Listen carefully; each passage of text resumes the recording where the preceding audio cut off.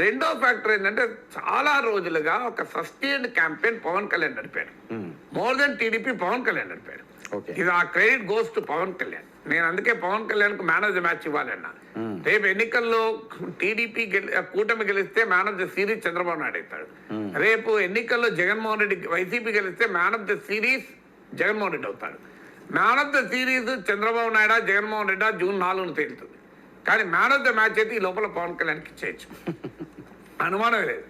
ఈ ఎన్నిక ఇంత స్ట్రాంగ్ కాంటెస్ట్ అవ్వటానికి, ఈ ఎన్నికలో ఇంత ఎగ్జైట్మెంట్ రావటానికి single most reason Pawan Kalyan. ఎందుకంటే టీడీపీ బీజేపీని కలిపాడు. మొదటి నుంచి కూడా వైసీపీ వ్యతిరేక ఓటు చీలకూడదు అనేటువంటి క్యాంపెయిన్ నడిపాడు.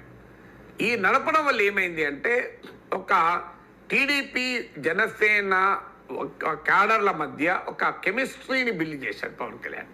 టీడీపీ జనసేన ఓటర్ల మధ్య కూడా బిల్డ్ చేశాడు.